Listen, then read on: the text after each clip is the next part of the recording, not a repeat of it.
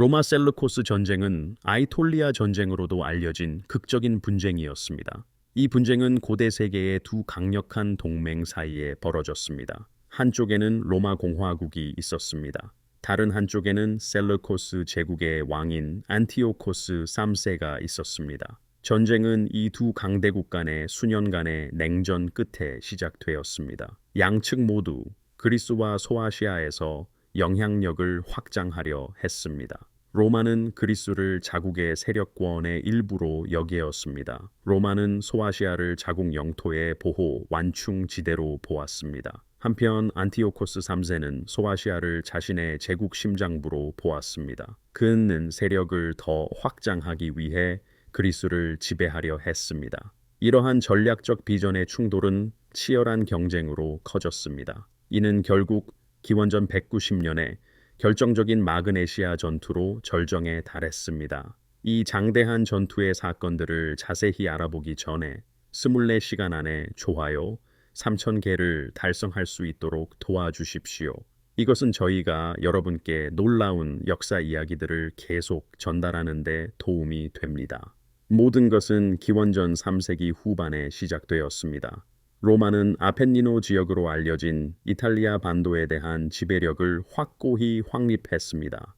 로마는 국경 너머로 확장의 눈을 돌리기 시작했습니다. 이것은 단순히 추가 영토를 추구하는 것이 아니었습니다. 이는 지중해의 세계를 지배하려는 로마의 야망을 분명히 보여주었습니다. 그러던 중 로마의 확장 경로에서 첫 주요 도전이 찾아왔습니다. 이는 카르타고와의 일련의 분쟁인 포에니 전쟁의 형태였습니다. 카르타고는 북아프리카에 기반을 둔 부유하고 강력한 해상 국가였습니다. 당시 카르타고는 서부 지중해에서 최고 권력을 가진 국가였습니다. 카르타고의 이익은 로마의 이익과 직접적으로 충돌했습니다. 이 전쟁들 중 가장 유명한 것은 제2차 포에니 전쟁이었습니다. 이 잔혹한 분쟁은 로마의 회복력과 군사 전략을 시험했습니다. 전설적인 카르타고 장군 한니발은 알프스를 넘는 대담한 진군으로 악명 높았습니다. 그의 군대에는 전투 코끼리들도 포함되어 있었습니다. 이 위협은 로마의 심장에 공포를 심어주었습니다. 막대한 손실을 입고 엄청난 역경에 직면했음에도 불구하고 로마는 꺾이지 않는 결단력을 보여주었습니다. 로마의 전략적 탁월함은 결국 승리로 이어졌습니다. 카르타고를 격파함으로써 로마는 중부 및 서부 지중해에 대한 통제권을 확보했습니다. 가장 위대한 서부 라이벌을 정복한 후 로마는 동쪽으로 눈을 돌렸습니다. 이제 로마의 초점은 고대 그리스 세계의 땅에 있었습니다. 이 지역은 그리스 문명의 요람으로 알려져 있었습니다. 이곳은 강력한 헬레니즘 왕국들의 본거지였습니다. 이 왕국들은 알렉산더 대왕의 죽음 이후 출현했습니다. 이들 중 안티오코스 3세가 통치하는 셀루코스 제국은 강력한 세력으로 두각을 나타냈습니다. 전성기의 셀루코스 제국은 동쪽으로는 인도의 국경에서부터 뻗어나갔습니다. 서쪽으로는 아나톨리아, 오늘날의 튀르키예, 그리고 레반트까지 확장되었습니다. 이는 셀루코스 제국을 알렉산더 제국의 가장 광대하고 영향력 있는 계승 국가 중 하나로 만들었습니다. 셀루코스 제국은 그리스 문화와 통치 체계에 깊이 뿌리 내렸습니다. 그리스어는 행정과 사회의 지배적인 언어 역할을 했습니다. 지역 전통은 자주 존중되었지만 지배 엘리트는 주로 그리스어를 사용하는 정착민과 관리들로 구성되었습니다. 이러한 문화적, 정치적 구조는 셀루코스 통치자들이 그들의 광대하고 다양한 영토에 대한 통제권을 유지할 수 있게 했습니다. 야심찬 왕 안티오코스 3세는 자신의 권력을 확장하려 했습니다. 그는 전략적 동맹과 군사작전을 통해 이를 수행했습니다. 그의 가장 대담한 움직임 중 하나는 마케도니아의 필리포스 5세와 동맹을 맺는 것이었습니다. 그들은 함께 프톨레마이오스 왕국의 영토를 분할 정복할 계획을 세웠습니다. 이 왕국은 이집트에 기반을 둔 그들의 헬레니즘 라이벌이었습니다. 그들의 전략은 약화된 프톨레마이오스 왕국의 상태를 이용하는 것에 의존했습니다. 이것은 각자의 세력권을 확장하기 위함이었습니다. 안티오코스에게 핵심 목표는 막대한 전략적 중요성을 가진 지역인 코엘레 시리아였습니다. 기원전 198년에 안티오코스는 저차 시리아 전쟁에서 중요한 승리를 거두었습니다. 그는 코엘레 시리아에 대한 통제권을 확보했습니다. 이 승리는 셀루코스 제국의 남동부 국경을 강화했습니다. 이는 그 지역이 더 이상 위협이 되지 않을 것임을 보장했습니다. 그러나 안티오코스는 거기서 멈추지 않았습니다. 코엘레 시리아를 장악한 그는 북쪽의 아나톨리아, 즉 현대 튀르키예로 관심을 돌렸습니다. 그곳에서의 그의 군사 작전들은 해안 영토를 점령하는 것을 목표로 하였습니다. 이 영토들은 한때 프톨레마이오스 왕국에 속했습니다. 이 작전들의 성공은 끈 세우미르나와 람푸사쿠스 같은 독립도시들을 경악하게 했습니다. 그들은 안티오코스가 곧 아나톨리아 전체를 지배할 수도 있다고 우려했습니다. 이 도시들은 보호를 위해 로마 공화국의 도움을 요청했습니다. 최근 지중해의 지배적인 세력으로 부상한 로마는 주목하기 시작했습니다. 로마는 안티오코스의 커지는 야망을 주시했습니다. 기원전 196년 봄, 안티오코스는 결정적인 움직임을 보였습니다. 이는 더 확장하려는 그의 의도를 나타냈습니다. 그의 군대는 헬레스폰트, 즉 오늘날의 다르다넬스 해협을 건너 유럽으로 진입했습니다. 그는 해협 근처의 전략적 요충지인 리시마키아를 재건하기 시작했습니다. 이 행동은 안티오코스가 유럽으로 영향력을 확장하려는 열망을 보여주었습니다. 이러한 전개는 로마 공화국의 주목을 받았습니다. 기원전 196년 10월, 안티오코스는 리시마키아에서 로마 외교 사절단과 만났습니다. 로마인들은 그에게 유럽에서 병력을 철수할 것을 요구했습니다. 그들은 또한 아나톨리아의 그리스 도시 국가들의 독립을 회복할 것을 요구했습니다. 그들은 안티오코스의 행동을 그 지역에서 커지는 자신들의 권위에 대한 직접적인 도전으로 보았습니다. 이는 또한 동부 지중해의 세력 균형에 대한 위협이었습니다. 그러나 안티오코스는 위협받지 않았습니다. 그는 로마의 요구를 단호히 거부하며 자신의 제국에 정당하게 속했던 영토를 되찾는 것뿐이라고 주장했습니다. 그는 자신의 행동을 정당화하기 위해 선조 안티오코스 2세의 유산을 언급했습니다. 더욱이 그는 아나톨리아 문제에 개입한 로마를 비판했습니다. 이 지역은 전통적으로 로도스와 다른 그리스 세력의 보호 아래에 있었습니다. 로마와 안티오코스 간의 대치는 점점 더 긴장되는 경쟁의 시작을 알렸습니다. 기원전 195년 늦겨울에 로마와 셀루코스 제국 간의 긴장은 훨씬 더 악화되었습니다. 핵심 이유는 전설적인 카르타고 장군 한니발의 도착이었습니다. 패배와 카르타고의 권력 상실 후 한니발은 고국을 떠나야 했습니다. 그는 로마의 포호액을 피하기 위해 이것을 했습니다. 피난처를 찾던 그는 에페소스에 있는 안티오코스 3세의 궁정에서 환영받았습니다. 에페소스는 셀루코스 제국 내의 도시였습니다. 안티오코스 궁정에 한니발이 존재한 것은 단순한 개인적인 도피 이상이었습니다. 이것은 막대한 정치적 무게를 지녔습니다. 로마에게 한니발은 맹렬한 저항과 반항의 상징으로 남아 있었습니다. 한니발과 안티오코스 3세의 동맹은 로마의 상당한 경각심을 불러일으켰습니다. 이는 새로운 위협의 가능성을 암시하는 듯 했습니다. 그들은 한니발을 가장 위험한 적으로 간주했습니다. 이러한 우려에도 불구하고 로마는 자제를 선택했습니다. 원로원의 일부 목소리는 즉각적인 행동을 촉구했지만 더 신중한 의견이 우세했습니다. 로마는 그 순간 공개적으로 분쟁을 유발하는 것을 자제했습니다. 한편 안티오코스 3세는 자신의 확장 캠페인을 계속했습니다. 그는 셀루코스 제국의 국경을 투라키아로 더욱 확장했습니다. 그의 정복은 페린투스에서 마로네아까지 뻗어 있었습니다. 그의 정복은 주요 해안 지역에 대한 셀루코스 통제권을 확고히 했습니다. 이것은 그 지역에서 무역로와 해상 접근을 통제하는 데 전략적 이점을 제공했습니다. 이러한 이득은 동부 지중해를 지배하려는 안티오코스의 야망에 대한 분명한 신호였습니다. 그러나 이러한 행동들은 로마에서 간과되지 않았습니다. 로마 공화국은 안티오코스의 트라키아 확장을 그 지역에서 자신들의 영향력에 대한 직접적인 도전으로 보았습니다.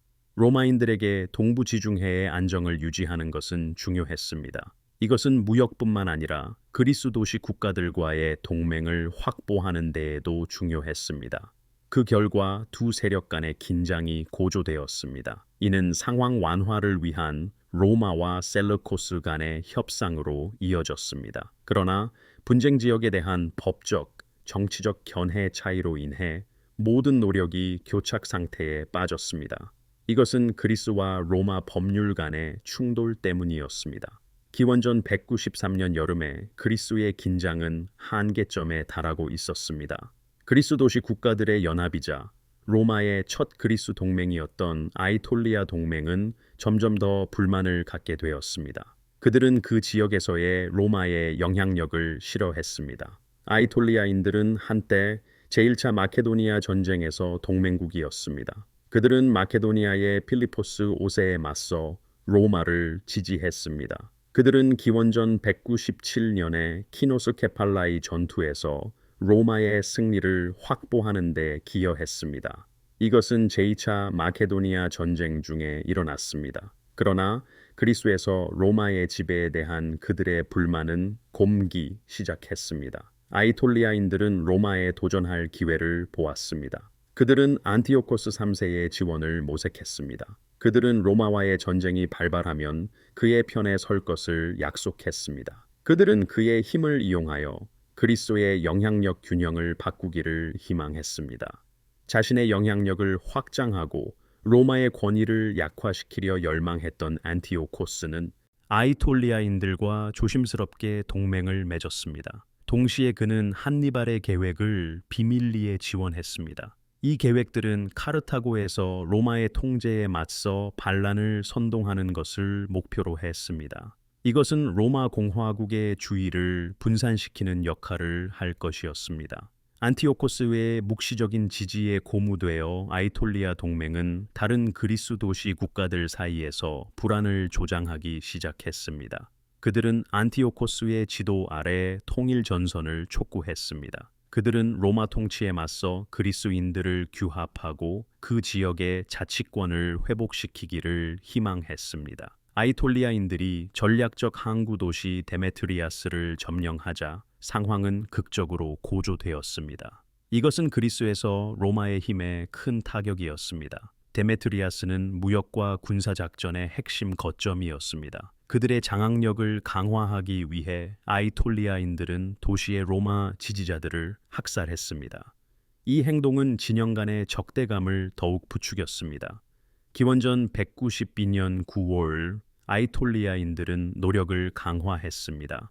아이톨리아 동맹의 토아스 장군은 안티오코스 3세를 만나기 위해 직접 찾아갔습니다. 그는 안티오코스에게 로마의 전쟁을 선포하고 그의 병력을 그리스에 투입하도록 촉구했습니다. 토아스에게 설득되고 유럽으로 셀루코스 영향력을 확장할 전망에 매료되어 안티오코스는 동의했습니다. 그는 그리스에서 자신의 지배력을 주장하기 위한 군사작전을 준비하기 시작했습니다.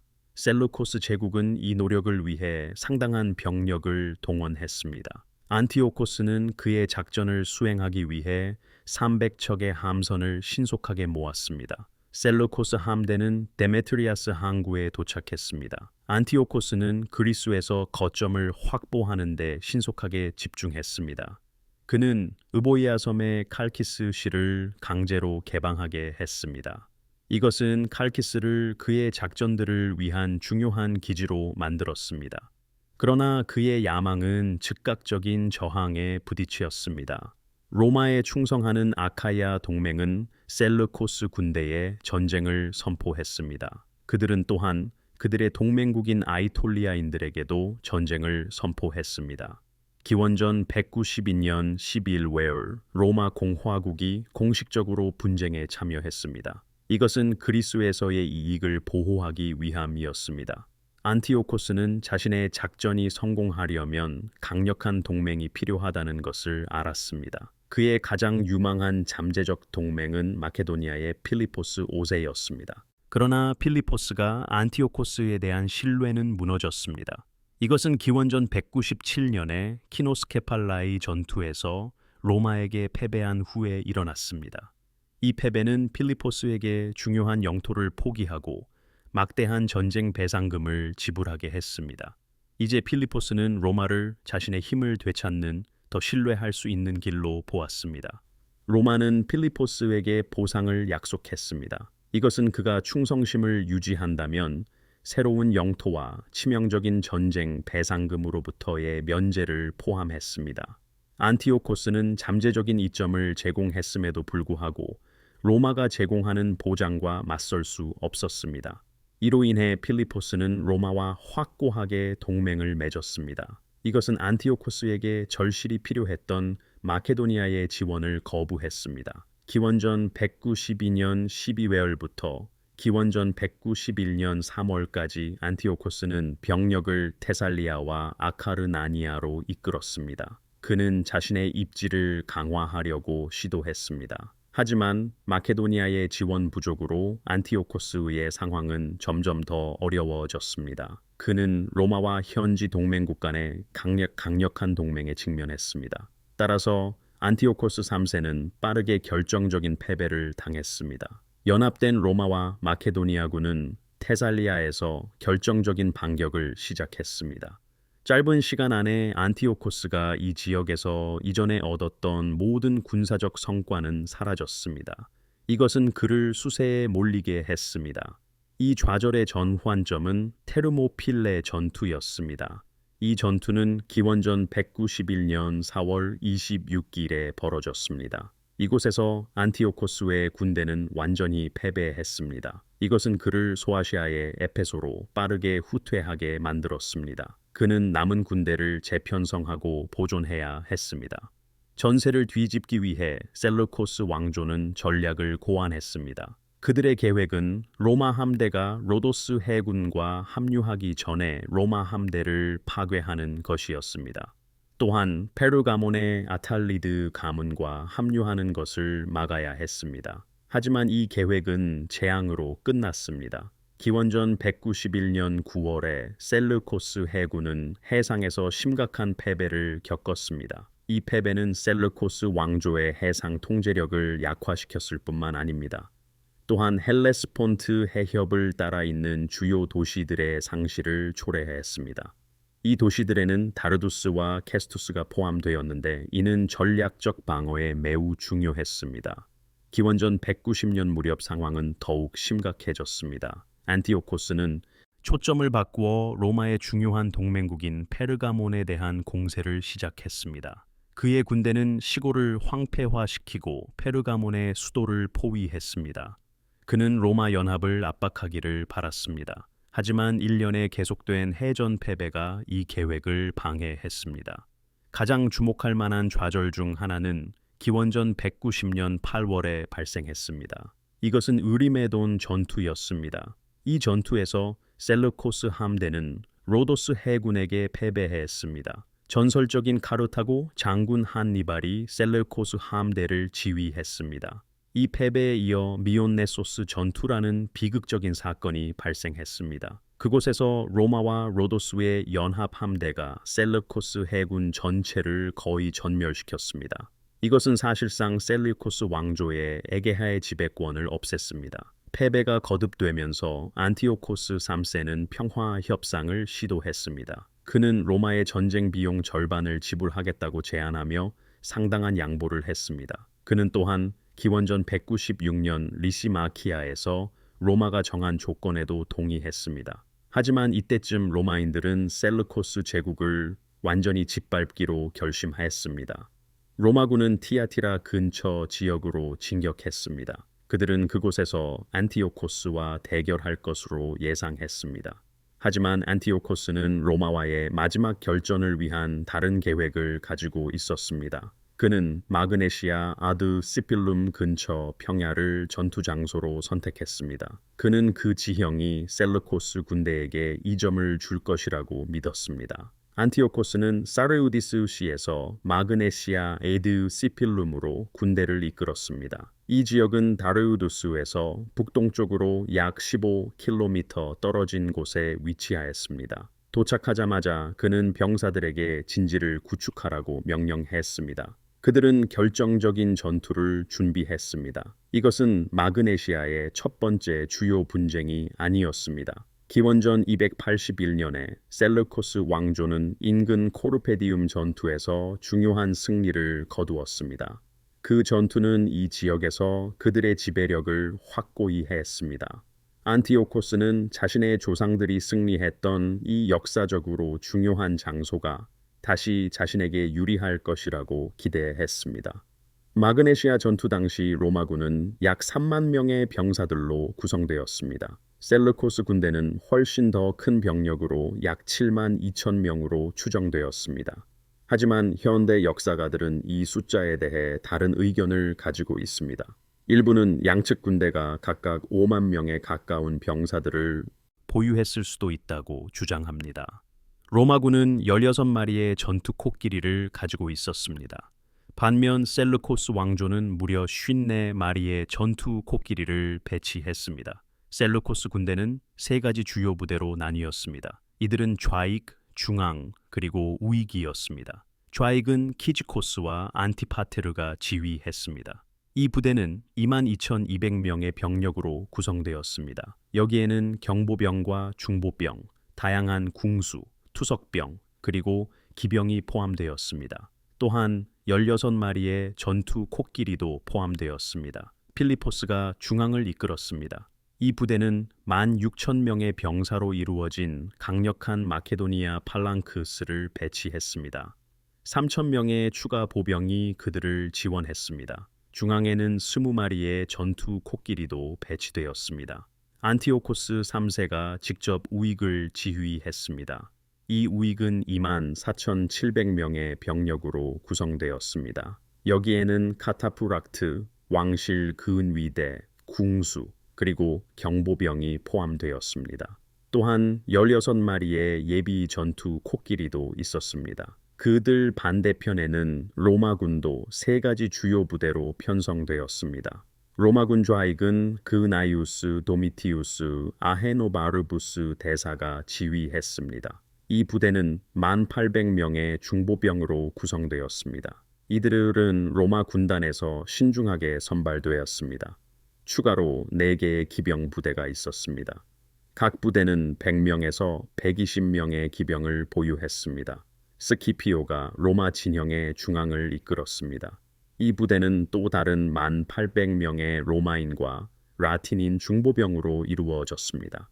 로마 보병은 3개의 전열로 편성되었습니다. 가장 젊은 병사들이 맨 앞에 배치되었습니다. 이 진영은 셀루코스 군대의 진영보다 더 개방적이고 유연했습니다. 이것은 로마군이 전투 중 변화하는 상황에 적응할 수 있게 했습니다. 으메네스가 우익을 지휘했습니다. 이 부대에는 2,800명에서 3,000명 사이의 기병이 포함되었습니다. 이 기병대 대부분은 로마인이었습니다. 하지만 추가로 페르가몬에서 온 800명의 병사들이 그들을 지원했습니다. 로마 주력군 앞에는 아이톨리아와 페르가몬 출신 3,000명의 경보병이 있었습니다. 또한 크레타와 일리리아 출신 800명의 궁수들도 있었습니다. 로마군 후위대는 2,000명의 자원병으로 구성되었습니다. 이 자원병들은 트라키와 마케도니아 출신이었습니다. 그들은 군대의 측면을 보호하기 위해 배치되었습니다. 추가로 16마리의 아프리카 전투 코끼리가 있었습니다. 이 코끼리들은 셀루코스 왕조가 사용한 아시아 코끼리보다 약하다고 여겨졌습니다. 마그네시아 전투는 기원전 190년 12월에 시작되었습니다. 로마군은 셀루코스 군대가 티아티라를 떠났다는 것을 알게 되었습니다. 그들은 다음 닷사해 동안 진군을 시작했습니다.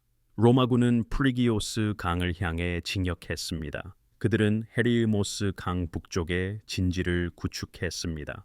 이 위치는 셀루코스 진지에서 약 6.5km, 즉 대략 4마일 떨어진 곳이었습니다.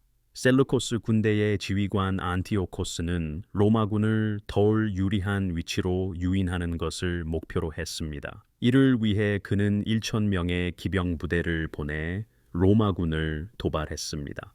하지만 로마군은 신중한 계획과 경험으로 유명했습니다. 그들은 함정에 빠지는 것을 피했습니다. 그들은 신중함을 유지하며 안전한 위치를 벗어나지 않았습니다. 사흘 뒤 로마군은 진지를 옮기기로 결정했습니다. 그들은 말발굽 모양의 평원이라는 더 전략적인 장소를 선택했습니다. 이곳은 셀루코스 진지에서 약 4km 떨어진 곳이었습니다. 이 새로운 위치는 프리기오스 강과 헤르모스 강으로 세 면이 둘레어싸여 있었습니다. 이것은 로마군에게 자연적인 방어막을 제공했습니다. 이 지역에 진지를 구축함으로써 그들은 셀루코스 기병대의 효과를 제한하고자 했습니다. 이 기병대는 완전한 힘으로 기동하고 공격하기 위해 개방된 공간이 필요했습니다. 하지만 안티오코스는 전투 없이 로마군이 정착하는 것을 용납하지 않기로 결심했습니다. 그는 3,000명의 정예 병력을 보내 로마 진지를 괴롭히는 것으로 대응했습니다. 괴롭힘에도 불구하고 로마군은 방어 진영을 유지했습니다. 그들은 전투 경험이 풍부했고 전술에 신중했습니다. 그들은 압력에 굴하지 않고 잘 계획된 위치를 고수했습니다. 그들은 다가올 대규모 전투를 준비했습니다. 다음 닷새 동안 로마군과 셀루코스 군대 모두 진영을 갖추었습니다. 그들은 전투를 준비했지만 싸움은 발생하지 않았습니다. 스키피오는 이제 어려운 상황에 처했습니다. 셀루코스 진지가 강력하게 방어되었기 때문에 직접 공격할 수 없었습니다. 하지만 전투를 피하면 보급선이 끊길 위험이 있었습니다. 이것은 대규모 셀루코스 기병대 때문이었습니다. 후퇴하는 것도 좋은 선택이 아니었습니다. 이것은 로마 병사들의 사기를 떨어뜨릴 것이었습니다. 특히 겨울이 다가오고 전역이 일시적으로 중단되는 상황에서는 더욱 그러했습니다. 스키피오는 또한 안티오코스에게 빠르게 승리하지 못하면 로마가 그를 대체할 새로운 집정관을 보낼 것이라는 것을 알았습니다. 이것은 그가 전역에서 중요한 업적을 남길 기회를 잃는다는 것을 의미했습니다. 상황을 바꾸기 위해 로마군은 위치를 옮겼습니다. 그들은 프리기오스 강이 북쪽으로 급격하게 90도 꺾이는 지점을 선택했습니다. 하지만 이 새로운 위치는 로마군 우익을 취약하게 만들었습니다. 강이 더 이상 그곳을 보호하지 못했습니다. 이 약점을 인식한 안티오코스는 공격할 기회를 보았습니다. 전투는 전략적인 공격으로 시작되었습니다. 페르가몬의 유메네스가 셀루코스 좌익에 대한 이 공격을 이끌었습니다. 그의 목표는 셀루코스 전차였는데 이는 그들의 전투 전략에서 핵심 요소였습니다. 유메네스는 궁수, 투석병, 그리고 창 투척병 부대를 배치했습니다. 이 경보병 부대는 전차와 같은 취약한 목표물을 압박하도록 특별히 훈련받았습니다. 셀루코스 전차는 그들의 좌익 전면에 배치되었습니다. 그들은 빠르고 공격적인 돌격으로 로마 전열을 혼란시키기 위함이었습니다. 하지만 유메네스의 전략은 빠르게 효과를 보였습니다. 궁수들의 연속적인 화살 세례와 투석병들이 정교하게 겨냥한 돌들이 전차를 끄는 말들을 강타했습니다. 이것은 진영을 혼란에 빠뜨렸습니다. 겁에 질린 말들은 통제 불능 상태로 달아났습니다. 그들은 전차를 뒤따르던 셀루코스 군대의 대열로 끌고 들어갔습니다. 이 혼란은 빠르게 퍼져나갔습니다. 이것은 아랍 낙타 궁수들과 중무장한 셀루코스 카타프락트를 혼란시켰습니다. 이 부대들은 전차 바로 뒤에 주둔하고 있었습니다. 혼란에 빠진 낙타 궁수들은 위치를 유지하기 위해 애썼습니다. 한편 셀루코스 기병대의 중추인 카타프락트 부대는 진영이 무너지는 것을 발견했습니다. 셀루코스 대열 내의 혼란과 통제 불능 상태를 인식한 유메네스는 신속하게 행동했습니다. 그는 인근 로마 기병대와 협력하여 페르가몬 기병대에게 결정적인 공격을 개시하도록 명령했습니다. 이것은 셀루코스 카타프락트가 재편성되기 전에 셀루코스 좌익을 목표로 삼았습니다. 그들의 연합 공격은 약화된 전열을 성공적으로 돌파했습니다. 이것은 셀루코스 군대를 진지 쪽으로 후퇴하게 만들었습니다. 카타프락트가 완전히 후퇴하면서 셀루코스 좌익은 완전히 노출되었습니다. 그들은 이제 두 방향에서 공격을 받는 상황에 놓였습니다. 이 공격은 로마군 중앙과 우익에서 가해졌습니다. 훈련된 로마 보병과 페르가몬 기병대의 셀루코스 좌익에 대한 연합 공격은 압도적인 압력을 가했습니다. 그들은 빠르게 압도당했고 후퇴할 수밖에 없었습니다. 이것은 셀루코스 팔랑크스의 좌익을 완전히 노출시키고 무방비 상태로 만들었습니다. 한편 셀루코스 우익에서는 안티오코스 3세가 직접 돌격을 지휘했습니다. 그는 정예 중기병인 카타프락트와 왕실 근위대를 지휘했습니다. 그의 목표는 로마군 내의 라틴 보병이었습니다. 그는 직접적이고 강력한 공격으로 그들의 전열을 돌파하는 것을 목표로 했습니다. 라틴 보병은 이처럼 강력한 기병 돌격을 견딜 만한 중장비를 갖추지 못했습니다. 그들은 압력에 밀려 빠르게 후퇴했습니다. 그들은 로마 진지 쪽으로 후퇴했습니다. 하지만 도망치는 보병을 추격하거나 병력을 재정비하는 대신 안티오코스의 기병대는 로마 진영에서 발이 묶였습니다. 그는 전장의 다른 부분들을 지원하려 했지만 이 결정은 치명적인 실수가 되었습니다. 카타프락트 기병은 개활지 전투에서 강력했지만 진영과 같은 요새화된 거점을 공격하거나 점령하는 데는 적합하지 않았습니다. 진영 안에서 로마군은 빠르게 재정비했습니다. 트라키아와 마케도니아 병력을 포함한 증원군이 방어에 합류했습니다. 한 로마 장군이 방어병들을 규합하고 요새를 강화했습니다. 안티오코스의 군대는 진영의 방어선을 뚫을 수 없었습니다. 그들은 무의미한 노력에 매달려 있었습니다. 이는 그들의 기세를 꺾고 귀중한 시간을 낭비하게 했습니다. 이로 인해 그는 강력한 기병대를 전장의 다른 중요한 지역으로 재배치할 기회를 잃었습니다. 셀루코스 군의 중앙에서는 팔랑크스 진영이 견고하게 버티고 있었습니다.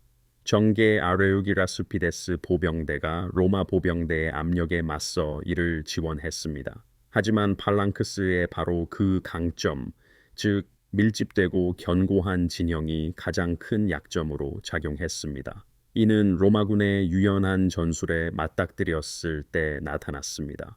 로마군은 직접적인 공격 대신 궁수와 투석병을 원거리에 배치했습니다. 그들은 팔랑크스 대형에 끊임없이 포격을 가했습니다. 셀루코스 군의 어려움을 가중시킨 것은 전투 코끼리의 존재였습니다. 이 코끼리들은 팔랑크스 진영에 통합되어 있었습니다. 텍시스 부대들 사이에 배치된 코끼리들은 정면 공격을 막기 위함이었습니다. 하지만 로마군의 화살과 돌이 맹렬하게 쏟아지자 코끼리들은 빠르게 약점이 되었습니다. 부상을 입고 공포에 질린 코끼리들은 자신들의 전열을 향해 돌진했습니다. 그들은 밀집된 팔랑크스 안으로 돌격했습니다. 이것은 셀루코스 보병대의 응집력을 무너뜨렸습니다. 공포에 질린 코끼리들로 팔랑크스가 붕괴되자 셀루코스 병사들은 더 이상 규율이나 응집력을 유지할 수 없었습니다. 중앙 진영의 붕괴는 피할 수 없는 일이 되었습니다.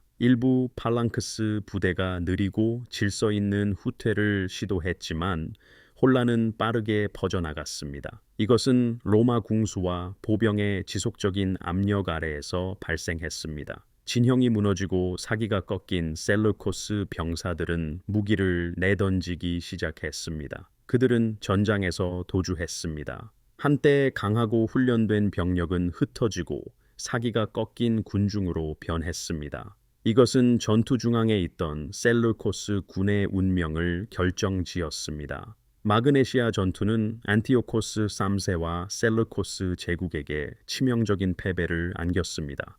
현대 추정치에 따르면 10,000명의 셀루코스 병사들이 사망했습니다. 있는 5,000명의 로마군 사상자와 비교됩니다. 패배 후 안티오코스는 아파메이아로 후퇴했습니다. 사르디스와 에페소스 같은 주요 셀루코스 도시들이 로마에 항복했습니다. 평화를 추구하며 안티오코스는 기원전 188년에 아파메이아 조약을 협상했습니다. 가혹한 조건 하에 그는 타우로스 산맥 서쪽의 모든 영토를 포기했습니다. 그는 또한 막대한 배상금을 지불했습니다. 더 나아가 그는 한니발과 같은 저명한 인물들을 넘겨주었습니다. 페르가모는 소아시아의 많은 부분을 얻었습니다. 로도스는 상당한 영토를 받았습니다. 리키아와 카리아를 포함하여 로마의 동맹 도시 국가들의 독립은 보장되었습니다. 또한 안티오코스는 타우로스 산맥 너머에서 병력을 철수해야 했습니다. 그는 또한 해군 대부분을 해체해야 했습니다. 더 나아가 그는 로마에 연간 곡물 운송과 인질들을 제공해야 했습니다. 이 결정적인 패배는 셀레우코스 제국의 서방 확장을 종식시켰습니다. 또한 소아시아에서 로마의 지배력을 공고히 했습니다. 이는 이 지역의 역학관계를 근본적으로 변화시켰습니다. 기원전 197년 테살리아의 험준한 언덕에서는 대격변적인 충돌이 일어났습니다. 이 충돌은 두 개의 거대한 세력, 즉 적응력 있는 로마 군단과 강력한 마케도니아 팔랑크스를 서로 대결시켰습니다. 오늘 우리는 로마와 그리스, 이 두 강력한 고대 지배 세력의 군단과 팔랑크스 전술을 분석할 것입니다. 그 다음 우리는 제2차 마케도니아 전쟁에서 가장 결정적인 전투 중 하나인 킬로스케팔라의 전투를 심층적으로 다룰 것입니다. 이 충돌은 고대 세계에 지대한 영향을 미쳤습니다. 이는 그리스에 대한 로마의 지배력 시작을 알렸습니다. 이제 여러분은 킬로스케팔라의 전투로 행군할 준비를 하십시오. 잠에서의 한니발 패배 이후 로마는 동부 지중해에 있는 안티고노스 마케도니아 왕국으로 초점을 돌렸습니다. 그러나 이 중요한 순간 이전부터 로마 군단은 유명한 마케도니아 팔랑크스와 일련의 중대한 충돌을 겪었습니다. 이 대결은 계속해서 역사의 흐름을 형성할 것입니다. 기원전 334년 전설적인 알렉산더 대왕은 그의 역사적인 원정을 시작했습니다. 그는 정계 마케도니아 군을 이끌고 헬레스폰트를 건너 광대한 페르시아 제국을 정복했습니다. 그라니코스 강변에서 이수스 평원에 이르기까지 알렉산더의 군대는 반복해서 그들의 우월성을 증명했습니다. 이것은 결정적인 가우 가멜라 전투에서도 이어졌습니다. 알렉산더 군의 핵심에는 명성 높은 팔랑크스가 있었습니다. 그것은 페제타이로이, 즉 발의 동반자들로 알려진 9,000명의 고도로 훈련된 팔랑기테스로 구성되었습니다.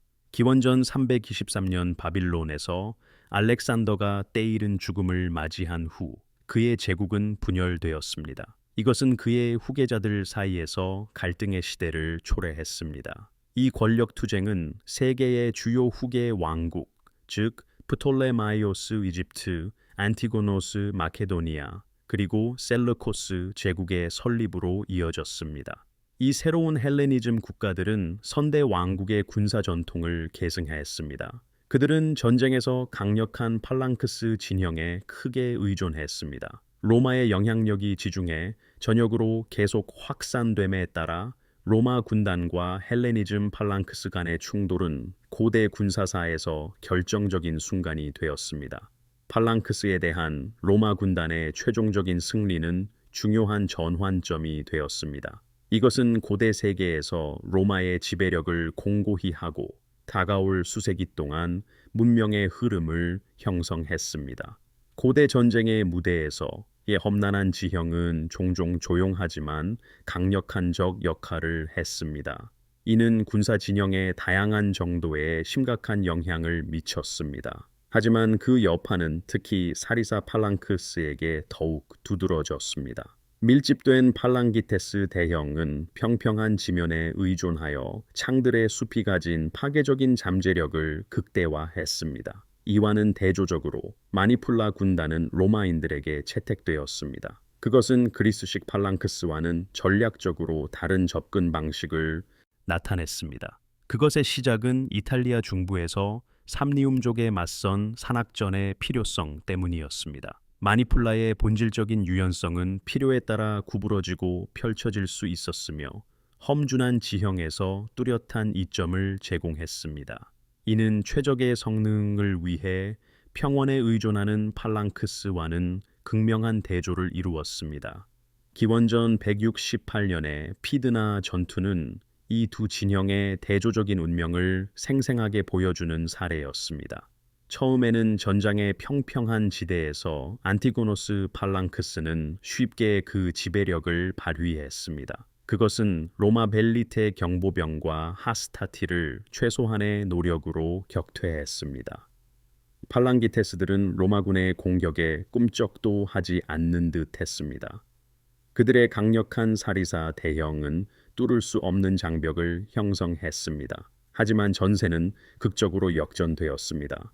로마군은 전략적으로 산악 경사지로 후퇴하여 마케도니아군을 추격하도록 유인했습니다.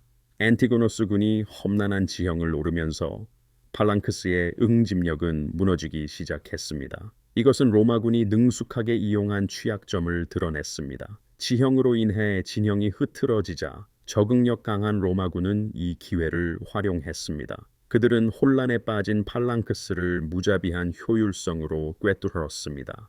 이것은 안티고노스 군의 잔여 병력이 혼란 속에서 도주하도록 만들었습니다. 헬레니즘 시대의 팔랑기테스는 사리사를 사용했습니다. 이것은 길이 4.88m에서 6.4m에 달하는 무시무시한 양손 철제 장창이었습니다. 튼튼한 산딸나무 또는 물풀의 나무 자루로 제작된 이 창들은 작지만 치명적인 철제 창날을 특징으로 했습니다. 그것들은 작은 이빨에 비유되곤 했습니다. 공격 능력을 보강하기 위해 사리사는 추가적인 다용성을 위해 꼬리 스파이크를 갖추고 있었습니다. 팔랑기테스들은 머리 보호를 위해 다양한 종류의 청동 투구를 착용했습니다. 여기에는 상징적인 필로스와 코린토스 양식이 포함되었습니다. 그들의 몸통은 아마포 흉갑 또는 청동 흉갑으로 보호받았습니다. 클립형 각반이 그들의 하체를 보호했습니다. 더 작은 펠트 방패는 제한적인 팔 보호를 제공했습니다. 반대로 로마 하스타티는 군단 중보병의 선봉을 구성했습니다. 그들은 민첩성과 다용성을 위해 더 가벼운 장비를 채택했습니다. 상대적으로 가벼운 갑옷, 아마도 단일 흉갑과 단독 각반으로 구성된 갑옷을 입고 그들은 강력한 스쿠툼 방패로 이를 보완했습니다. 이 방패는 팔랑기테스의 방패보다 훨씬 더 무거웠습니다. 길이 약 85cm에 달하는 상징적인 글라디우스 검으로 무장한 하스타티는 개별 전투의 정교함을 갖추고 있었습니다. 그들은 또한 조직화된 마니풀의 응집력도 지녔습니다. 더 나아가 두 개의 필라투 창으로 무장한 그들은 원거리 공격에서 근접전으로 매끄럽게 전환했습니다. 이것은 로마 군단병들의 다면적인 능력을 구현했습니다.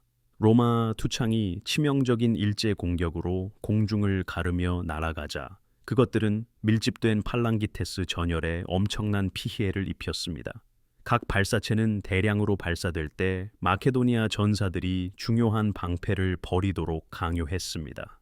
이것은 그들을 후속 공격에 위험할 정도로 노출시켰습니다. 이러한 투사체들의 맹렬한 공격은 물리적인 피해를 입혔습니다. 그것은 팔랑크스 내부에 혼란과 공황을 심었습니다. 있는 팔랑크스의 취약성을 더욱 증폭시켰습니다. 이와는 대조적으로 주로 장거리 근접전을 위해 설계된 팔랑기테스는 군단병들의 맹렬한 징역에 맞설 준비가 제대로 되어 있지 않았습니다. 군단병들이 창벽을 뚫고 들어오자 팔랑크스의 강력한 진영은 사실상 무력해졌습니다. 전장 전술을 넘어서 지휘관들이 보여준 리더십 스타일은 중추적인 역할을 했습니다. 그것은 각 군대의 운명을 결정지었습니다. 이것은 로마와 동부 그리스 왕국의 문화적, 정치적 풍토에 깊이 영향을 받았습니다. 헬레니즘 전통에서 군주들은 종종 그들의 전설적인 조상인 알렉산더 대왕의 영웅적인 위협을 모방하고자 했습니다. 그들은 직접 군대를 이끌고 전투에 참여함으로써 이를 행했습니다. 헤라클레이아의 혼란 속에서 에페이로스의 피로스가 보여준 용감한 위협부터 아르고스인들과의 운명적인 죽음에 이르기까지 이 지도자들은 용기를 보여주었습니다. 다른 예로는 킬로스 케팔라의 능선 위에 마케도니아 필립 5세의 단호한 존재감이 있습니다. 마그네시아에서 셀레우코스 황제 안티오코스 3세의 대담한 돌격 또한 이를 보여주었습니다. 이 군주들은 군사적 기량과 개인적 영웅주의의 이상을 구현했습니다. 하지만 개인적인 용기에 대한 이러한 단일한 집중은 종종 팔랑크스 내의 효과적인 리더십을 희생시키는 결과를 낳았습니다. 이는 팔랑크스에게 필요한 응집력 있는 지시를 박탈했습니다. 이는 마니풀라 군단의 역동적이고 적응력 있는 전술에 맞서기 위해 필수적이었습니다. 전투 결과를 형성하는 지휘관들의 역할은 웅장한 영웅주의의 과시에만 국한되지 않았습니다. 그것은 종종 최전선, 바로 뒤에 유리한 지점에서 전략적 감독을 포함했습니다. 일반적으로 집정관들은 말을 타고 군대를 이끌었습니다. 이것은 그들에게 전장에서 높은 위치를 제공했습니다. 또한 중요한 상황 전개에 대처하기 위한 신속한 기동을 용이하게 했습니다. 이것의 한 예는 킬로스케팔라의 전투에서 다시 한번 나타납니다. 그곳에서 퀸크티우스 플라미니누스는 팔랑크스의 엄청난 압력 아래에서 그의 좌익이 무너지는 것을 목격했습니다. 키노스케팔라의 전투는 결정적인 교전이었습니다. 이 전투는 티투스 퀸크티우스 플라미니누스가 이끄는 로마 공화정과 필리포스 5세가 지휘하는 마케도니아 왕국이 대결했습니다. 전투는 단 하루의 극적인 날에 펼쳐졌습니다. 전투는 중요한 전략적 움직임과 전술적 기동을 선보였습니다. 이는 두 강대국의 대조적인 군사 철학을 잘 보여주었습니다. 그날은 그리스 테살리아의 키노스케팔라이 근처 언덕 맞은편에 양측 군대가 배치되면서 시작되었습니다. 지형은 험준하고 언덕이 많아 전투 역학에 결정적인 역할을 했습니다. 아침은 짙은 안개로 뒤덮여 시야를 심하게 제한했으며 초기 혼란을 야기했습니다. 로마 정찰대와 경보병이 마케도니아 수색병과 마주치면서 초기 교전이 발발했습니다. 이러한 교전은 빠르게 확대되어 양측에서 더 많은 병력이 전장으로 투입되었습니다. 안개가 걷히기 시작하자 양측 군대는 마침내 서로를 볼 수 있었고 교전은 더욱 격렬해졌습니다. 조밀한 대형과 긴 사리사로 유명한 마케도니아 팔랑크스는 초기에 중앙에서 우위를 점했습니다. 필리포스 5세는 팔랑크스의 힘에 확신을 가지고 우익에 공격적으로 전진할 것을 명령했습니다. 그들은 언덕 경사면을 따라 로마 좌익을 향해 이동했습니다. 밀집된 팔랑크스 대형은 거의 뚫을 수 없는 전선을 만들었습니다. 이것은 로마군에게 막강한 도전으로 다가왔습니다. 이에 대응하여 플라미니누스는 로마 군단을 마니풀루스 대형으로 배치했습니다. 이 대형은 마니풀이라고 불리는 작고 유연한 단위로 특징지어졌습니다. 이는 로마군이 험준한 지형과 전장의 역동적인 상황에 빠르게 적응할 수 있도록 했습니다.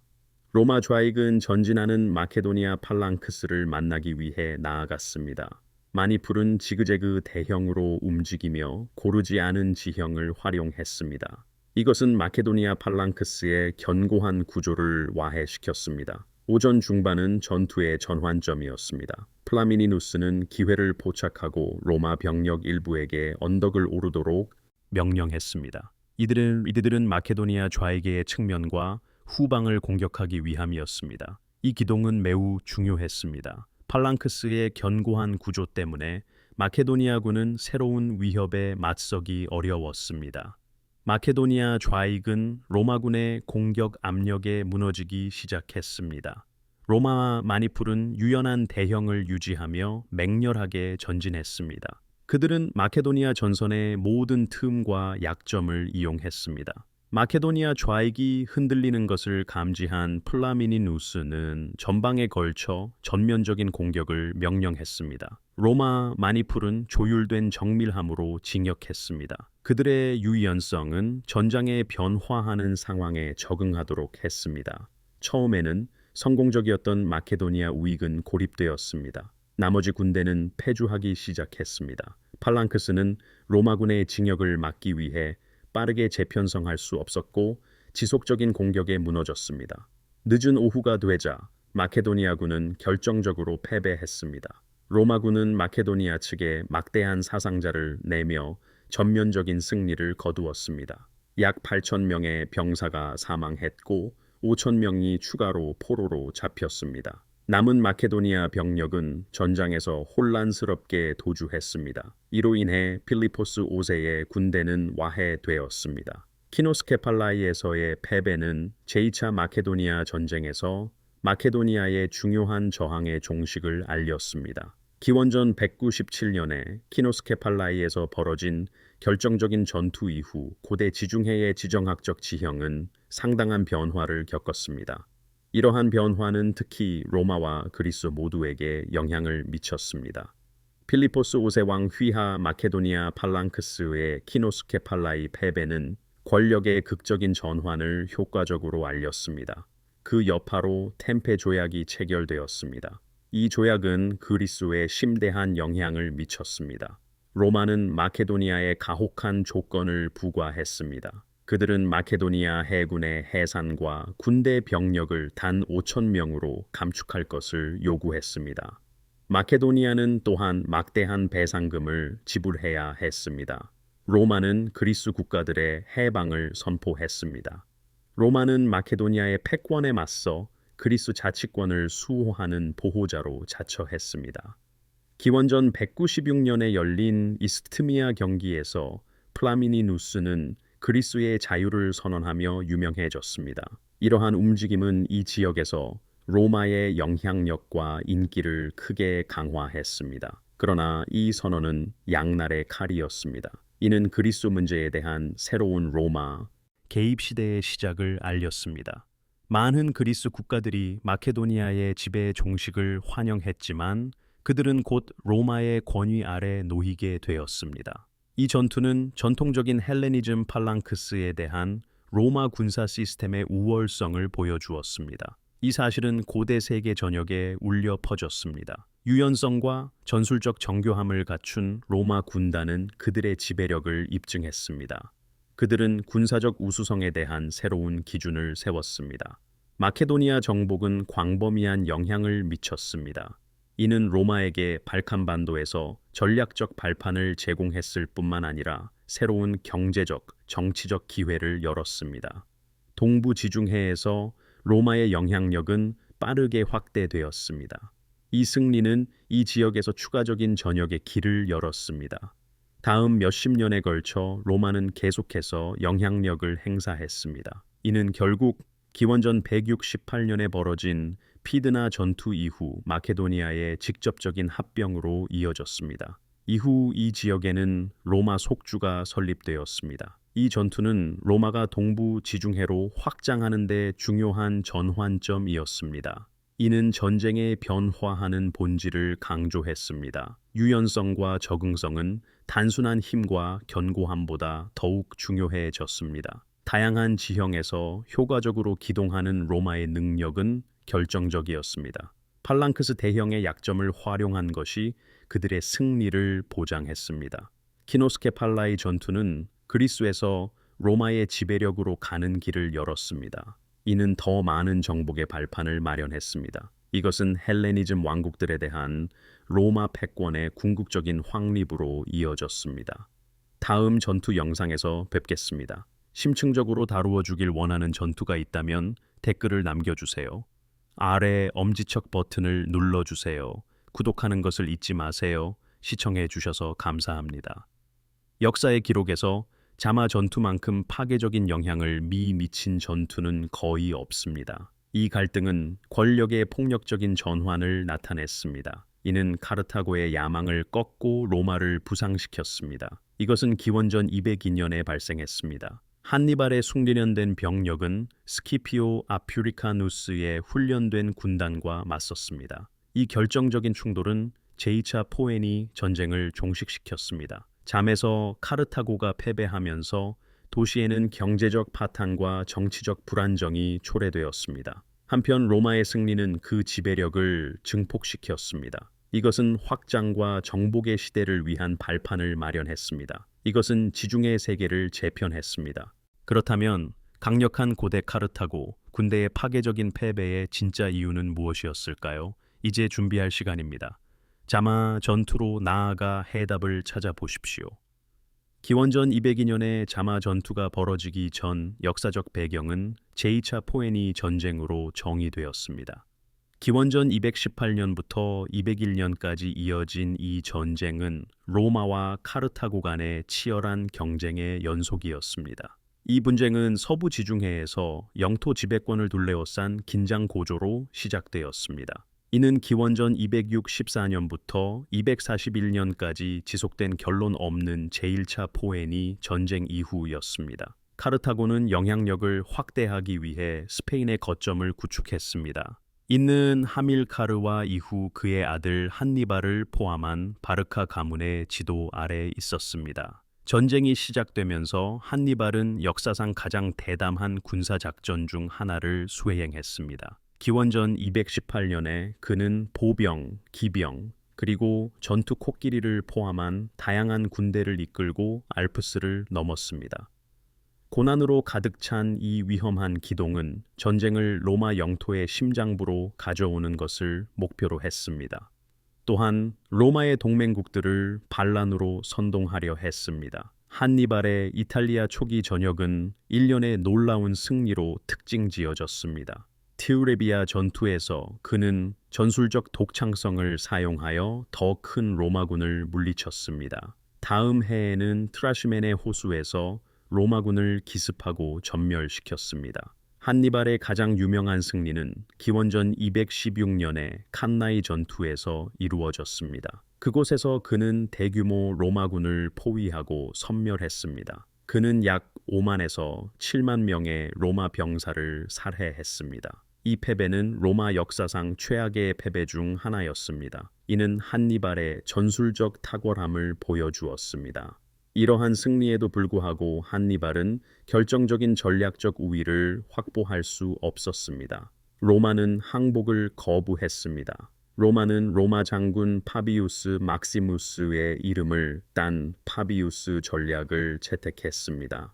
이 접근법은 한니발과의 대규모 대결을 피하는 것을 포함했습니다. 또한 그의 병력을 괴롭히고 보급품을 차단하는 데 중점을 두었습니다. 로마는 또한 동맹국들 사이에서 한니발의 영향력을 약화시키기 위해 노력했습니다. 로마는 카르타고로 넘어갔던 이탈리아 영토에 대한 통제권을 점차 되찾았습니다. 한니발이 이탈리아에서 원정을 벌이는 동안 로마는 전쟁의 새로운 전선을 열었습니다. 한 가지 핵심 지역은 카르타고의 인력과 자원의 중요한 공급원인 스페인이었습니다. 젊은 로마 장군 스키피오 아프리카누스는 이 전장에서 핵심 인물로 부상했습니다. 1년의 전역에서 스키피오는 전술적 통찰력과 리더십을 보여주었습니다. 이는 기원전 206년에 벌어진 일리파 전투에서의 결정적인 승리로 정점에 달했습니다. 이 전투는 스페인에서 카르타고의 권력을 종식시켰습니다. 스페인이 확보되자 스키피오는 북아프리카 침공이라는 대담한 계획을 제안했습니다. 로마 원로원은 처음에 주저했습니다. 그러나 결국 원정을 승인했습니다.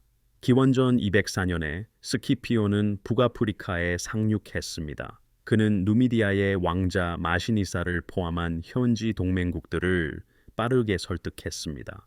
마시니사 왕자는 중요한 기병 지원을 제공했습니다. 스키피오의 전역은 카르타고를 직접적으로 압박했습니다. 이것은 공황 상태와 한니발의 이탈리아 소환으로 이어졌습니다.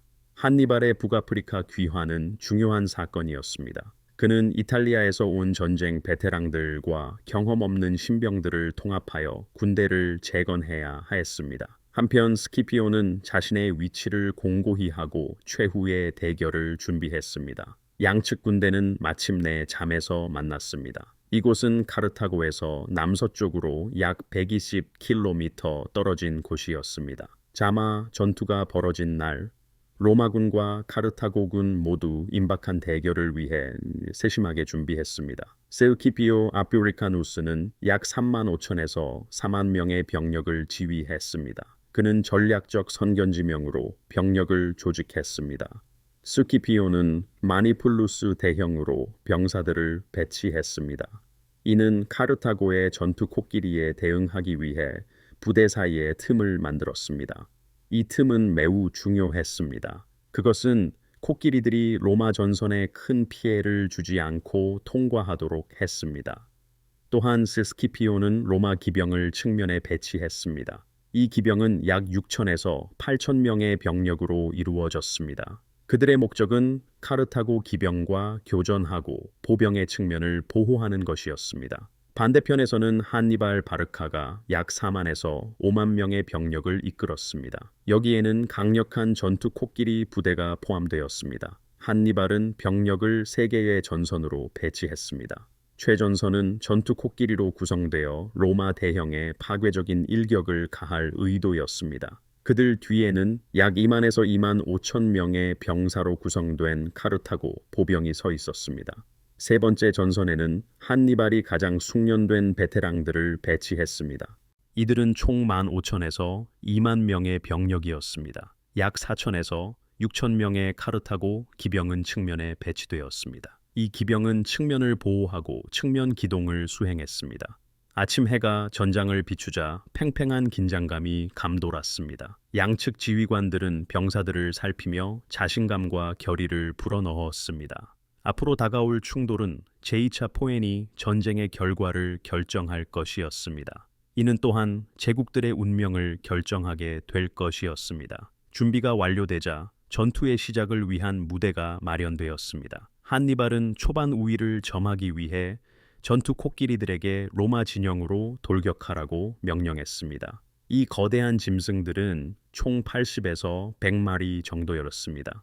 이 코끼리들은 천둥 같은 소리를 내며 돌진했습니다. 그들의 코끼리 울음소리가 평원 전체에 울려 퍼졌습니다. 하지만 스키피오는 대비하고 있었습니다. 로마 병사들은 투창과 다른 투사 무기로 무장한 채 굳건히 서 있었습니다. 그들은 무시무시한 돌격을 격퇴할 준비가 되어 있었습니다. 코끼리들이 접근하자 로마 척후병들은 미사일 세례를 퍼부었습니다.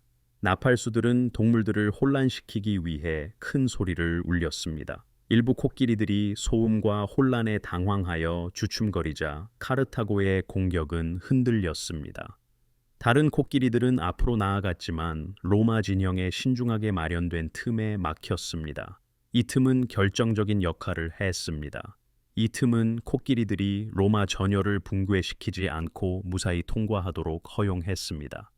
혼란이 가라앉자 스키피오의 준비가 얼마나 효과적이었는지 분명해졌습니다. 로마 보병대는 카르타고 코끼리들을 성공적으로 격퇴하여 자신감이 고조된 채 굳건히 서 있었습니다. 한편 측면에서는 기병전이 동등한 강도로 전개되었습니다. 라일리우스와 마시니사는 능숙함과 결단력으로 병력을 이끌었습니다. 그들은 카르타고 기병대와 치열한 소규모 전투를 벌였습니다. 민첩성과 기마술로 유명한 누미디아 기병대는 카르타고 기병대를 능가했습니다. 그들은 계산된 정확성으로 카르타고 기병대를 후퇴시켰습니다. 카르타고 기병대가 후퇴하자 로마 보병대는 결정적인 우위를 점했습니다.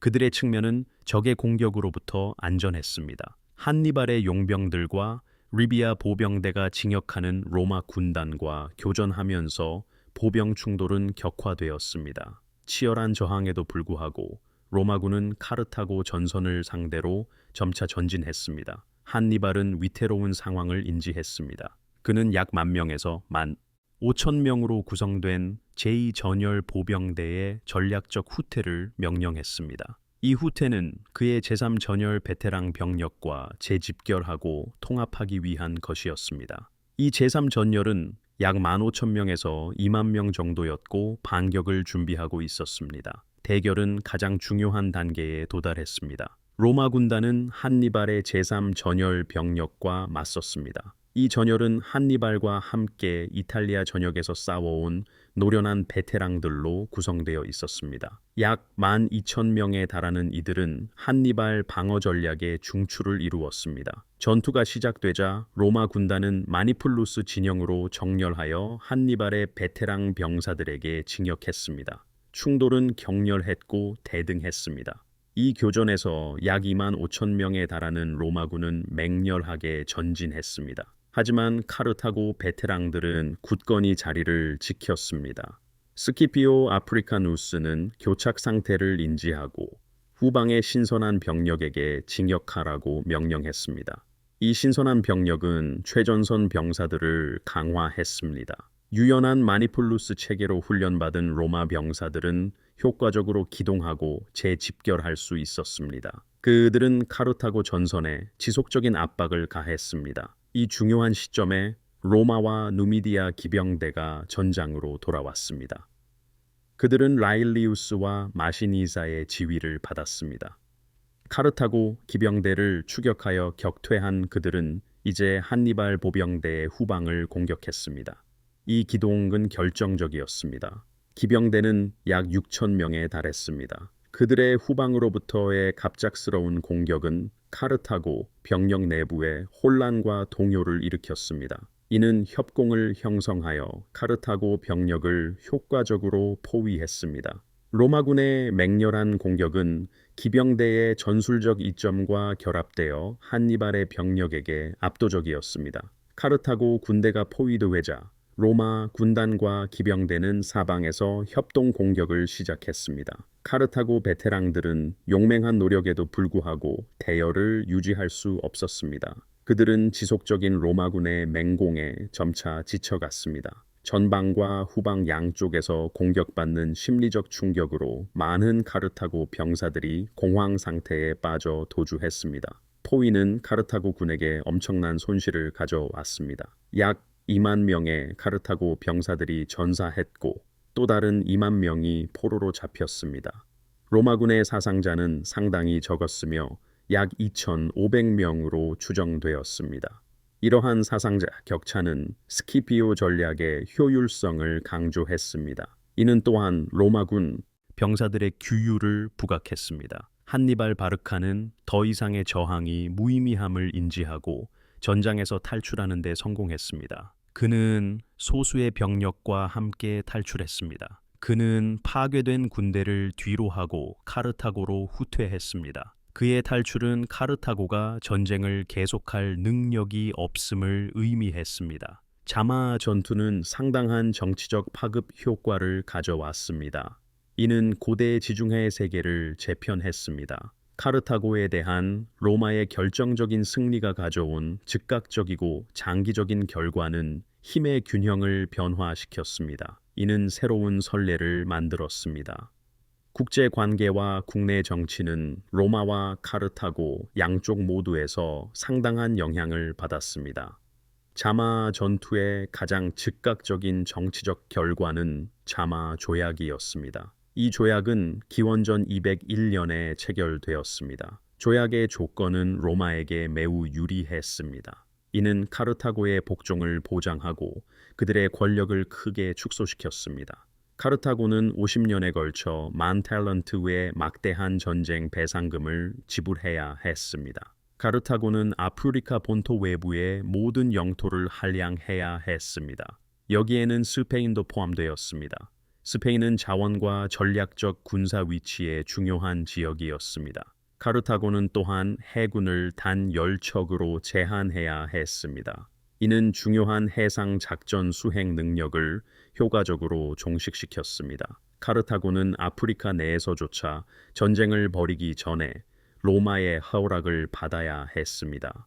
이러한 조건들은 카르타고를 로마의 감독 아래 있는 속주 국가로 효과적으로 전락시켰습니다.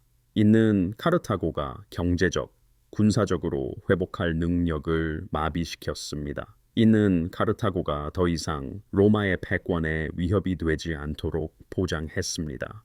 로마에게 잠에서의 승리와 후속 조약은 국내 정치에 깊은 영향을 미쳤습니다. 승리의 주역이었던 로마 장군 스키피오 아프리카누스는 영웅으로 칭송받았습니다. 그는 아프리카누스라는 명예 칭호를 수여받았습니다. 스키피오 아프리카누스는 엄청난 인기를 누리며 그의 정치적 영향력을 강화했습니다. 이 승리는 로마 정치 내에서 스키피오 가문의 위신을 높였습니다. 이는 로마 원로원 내 권력 역학의 변화에 기여했습니다. 자마 전투는 제2차 포엔이 전쟁을 종결시켰을 뿐만 아니라 일련의 후속 분쟁의 발판을 마련한 전환점이었습니다. 이러한 변화는 카르타고와 로마 양쪽 모두에서 일어났습니다.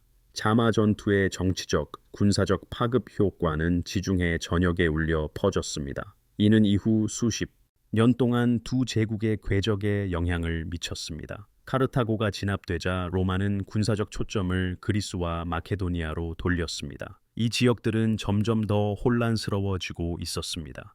기원전 214년부터 205년까지 지속된 제1차 마케도니아 전쟁은 제2차 포에니 전쟁 중에 결정 없이 끝났습니다. 그러나 카르타고의 위협이 종식되자 로마는 제2차 마케도니아 전쟁에 더 결정적으로 개입할 수 있게 되었습니다. 이 제2차 분쟁은 기원전 200년부터 197년까지 일어났습니다. 이 전쟁은 기원전 197년 키노스케팔라이 전투로 절정에 달했습니다. 티투스 퀸크티우스 플라미니누스 휘하의 로마 군단은 마케도니아의 필리포스 5세를 결정적으로 격파했습니다. 이 승리는 중요했습니다. 이는 로마 군사 전술의 우월성을 입증했습니다. 이는 또한 그리스와 마케도니아에 대한 로마의 영향력을 공고히 했습니다. 마케도니아에서의 성공에 이어 로마는 셀루코스 제국으로 관심을 돌렸습니다. 셀루코스 제국의 통치자 안티오코스 3세는 동부 지중해에서 야망을 가지고 있었습니다. 이러한 야망은 로마의 이익을 위협했습니다. 기원전 192년부터 188년까지의 로마 시리아 전쟁에서는 1년의 전투가 벌어졌습니다. 이 전쟁은 기원전 190년 마그네시아의 결정적인 전투로 절정에 달했습니다. 루키우스 코르넬리우스 스키피오가 이끄는 로마군은 안티오코스를 물리쳤습니다. 루키우스 스키피오는 그의 형제 스키피오 아프리카누스로부터 전략적 지도를 받았습니다. 이 승리는 셀루코스 제국을 크게 약화시켰습니다. 이는 소아시아로 로마의 영향력을 확장했습니다. 이는 더 나아가 동방 확장의 선례를 세웠습니다. 마케도니아는 계속해서 도전적인 과제로 남아 있었습니다. 기원전 171년부터 168년까지 제3차 마케도니아 전쟁이 발발했습니다. 마케도니아의 페르수스 왕은 그의 왕국의 권력을 회복하려 했습니다. 기원전 168년의 피드나 전투에서 루키우스 에밀리우스 파울루스가 지휘하는 로마 군단은 마케도니아 팔랑크스를 격파했습니다. 이는 마케도니아의 완전한 정복으로 이어졌습니다. 이 승리는 마케도니아의 저항을 무너뜨리는 데 중요한 역할을 했습니다. 이는 그 지역을 로마의 세력권에 더욱 확고히 통합시켰습니다. 기원전 150년부터 148년까지의 제4차 마케도니아 전쟁은 더 짧은 분쟁이었습니다. 이 전쟁은 마케도니아를 로마의 속주로 최종 합병함으로써 끝났습니다. 동시에 로마는 기원전 146년에 코린토스 도시를 파괴했습니다. 이는 저항에 대한 로마의 가혹한 정책을 보여주었습니다. 이는 또한 그리스에 대한 로마의 지배력을 공고히 했습니다. 이러한 분쟁들은 헬레니즘 세계에 대한 통제를 유지하려는 로마의 결의를 강조했습니다. 로마는 잠재적인 위협을 제거하려 했습니다. 자마 조약의 가혹한 조건에도 불구하고 카르타고는 경제적으로 회복할 수 있었습니다. 이는 로마의 재부흥에 대한 두려움을 불러일으켰습니다. 이러한 긴장은 기원전 149년부터 146년까지의 제3차 포에니 전쟁으로 절정에 달했습니다. 로마는 카르타고로부터의 어떠한 미래 위협도 막으려 했습니다. 따라서 로마는 도시를 포위했습니다. 이 분쟁은 기원전 146년에 카르타고의 완전한 파괴로 끝났습니다. 그 영토는 로마 속주 아퓨리카가 되었습니다. 이 잔혹한 결말은 카르타고를 정치적 실체로서 근절시켰습니다. 이는 오랜 숙적을 제거했습니다. 다음 전투 비디오에서 다시 만나 뵙겠습니다. 심층적으로 다루었으면 하는 전투를 댓글로 제안해 주십시오. 아래 엄지손가락 버튼을 눌러 주시기 바랍니다. 구독하는 것을 잊지 마시고 시청해 주셔서 감사합니다. 고대 지중해에는 세계가 겪었던 제국들 간의 가장 큰 충돌 중 하나를 위한 무대였습니다. 한쪽에는 로마가 있었습니다. 다른 한쪽에는 카르타고가 있었습니다. 각 제국은 이 지역을 통제하기 위해 싸웠습니다. 카르타고와 로마는 처음에는 잘 지냈습니다. 하지만 이 두 강대국이 성장하고 확장하면서 충돌은 불가피해졌습니다. 기원전 3세기 무렵 카르타고는 지중해의 진정한 강대국이었습니다. 로마와 달리 카르타고에는 왕이나 황제가 없었습니다. 카르타고는 수페테가 운영하는 자체 공화국을 가지고 있었습니다. 수페테는 도시에서 가장 부유한 가문들에 의해 매년 선출되었습니다. 카르타고의 권력은 혈통으로 계승되지 않았습니다. 권력은 부로 계승되었습니다. 그분은 그들의 해외 무역으로부터 흘러 들어왔습니다. 카르타고는 그 영향력을 광범위하게 퍼뜨렸습니다. 북아프리카, 이베리아, 시칠리아, 사르데냐, 코르시카는 모두 카르타고의 통제 아래 있었습니다. 한편 이탈리아에서는 로마가 느리지만 확실하게 반도의 모든 다른 민족들을 통합하고 있었습니다. 이들은 로마 독수리라는 하나의 깃발 아래에 모였습니다. 카르타고인들은 심지어 로마와 확고한 무역로를 구축했습니다. 모두가 잘 지내는 것처럼 보였습니다. 하지만 역사가 종종 그렇듯이 평화는 오래가지 못했습니다. 메시나 시국이 분란을 일으켰습니다. 메시나는 로마와 카르타고 양쪽에 도움을 청했습니다. 침략자로부터 보호를 받는 대가로 충성을 맹세했습니다. 그것이 일련의 분쟁을 촉발한 불씨가 되었습니다. 이 분쟁들은 제1차 포에니 전쟁으로 알려졌습니다. 주로 시칠리아 섬의 통제권을 놓고 벌어진 유혈 충돌이었습니다. 해군과 무역 제국을 가진 카르타고는 자신들이 우위에 있다고 생각했습니다. 하지만 로마는 변함없이 굳은 의지로 막판 승리를 거두었습니다. 카르타고는 전쟁에서 만신창이가 되어 돌아왔습니다. 성벽 안팎으로 어려움에 직면했습니다. 기원전 241년에 카르타고 용병들 사이에서 대규모 반란이 일어났습니다. 반란으로 시작된 것이 전면적인 봉기로 발전했습니다. 카르타고는 외부 지원 없이 반란을 진압할 수 있었습니다. 그럼에도 불구하고 이 위기로 인해 카르타고는 크게 약화되었습니다. 이때 로마는 카르타고의 내부 혼란을 이용했습니다. 로마는 사르데냐와 코르시카에 할량을 요구했습니다.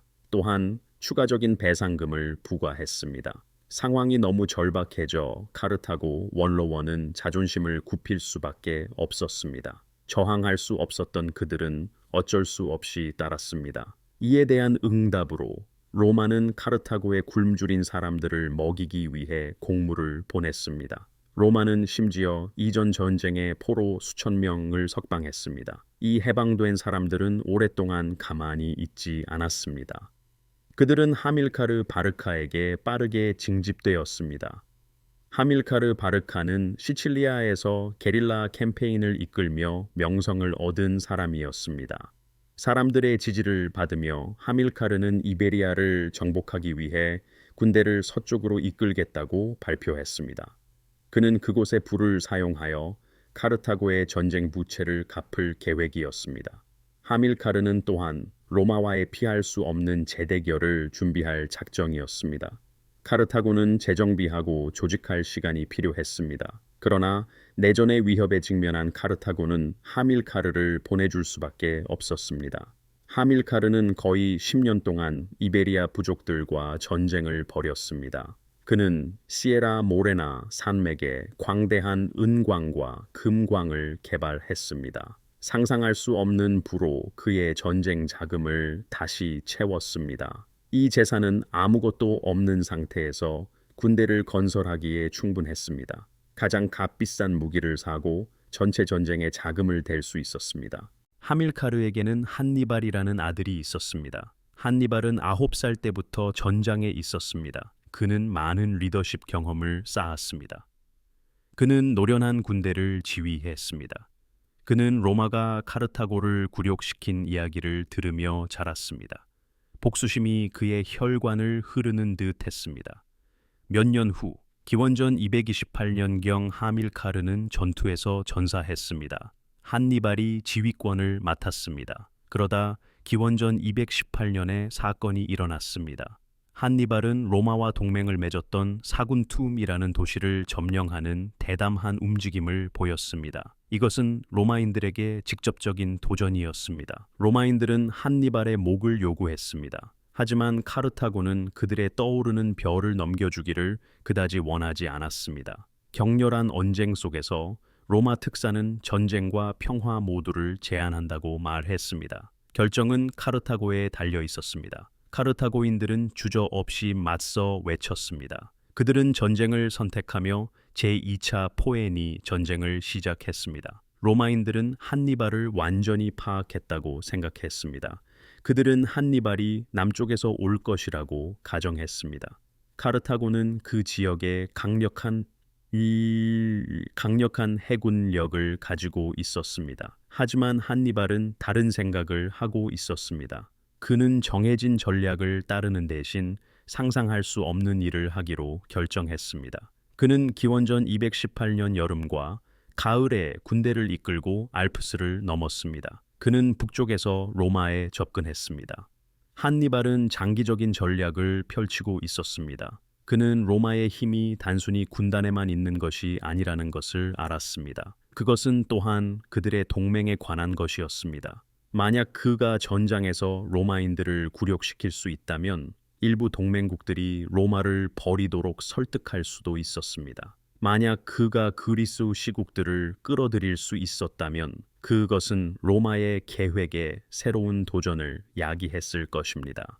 전쟁의 처음 몇 년은 카르타고에게 힘든 시기였습니다. 알프스는 식량이나 자원을 거의 제공하지 않았습니다. 한니발은 가지고 있는 얼마 안 되는 것으로 버텨야 했습니다. 그는 식량을 신중하게 배급하고 가축과 심지어 말까지 희생시켜 병사들을 살렸습니다. 이 단계의 주요 요점은 한니발이 엄청난 손실을 감수했다는 것입니다. 하지만 그는 로마를 기습하여 우위를 점하기 위해 그렇게 했습니다. 이것은 단순히 로마인들을 방심하게 만드는 것만이 아니었습니다. 그것은 전략적 우위를 점하기 위한 교활한 움직임이었습니다. 알프스는 위험한 모험이었습니다. 그러나 그것은 한니발이 로마의 방어선을 우회할 수 있게 해주었습니다. 또한 로마에 대해 적개심을 품고 있던 맹렬한 갈리아인들의 지지를 얻을 수 있었습니다. 산에서 15일간의 고된 행군과 5달 동안의 도로 이동 끝에 지치고 초췌한 2만 6천 명의 병사들이 마침내 알프스에서 벗어났습니다. 그들은 비옥한 이탈리아 평야에 도착했습니다.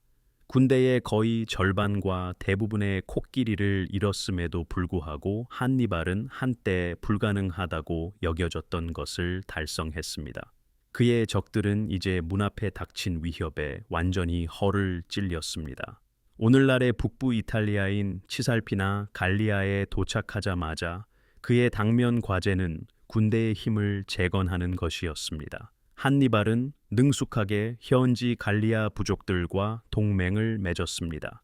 갈리아 전사들이 한니발의 군대에 합류했습니다. 이것은 그의 병력을 늘리고 그에게 지역 지형에 대한 중요한 지식을 제공했습니다. 갈리아의 지원으로 한니발은 현지 마을에서 식량을 구하고 약탈할 수 있었습니다. 이것은 그의 군대 생존에 필요한 보급품을 확보했습니다.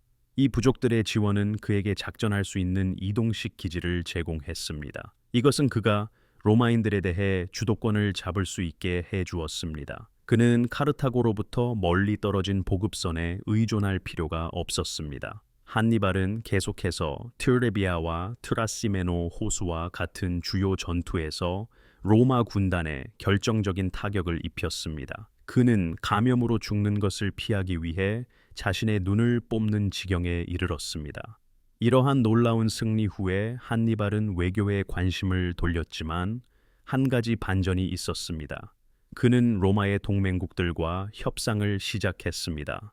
그는 로마 출신 포로들을 제외한 많은 포로들을 석방했습니다.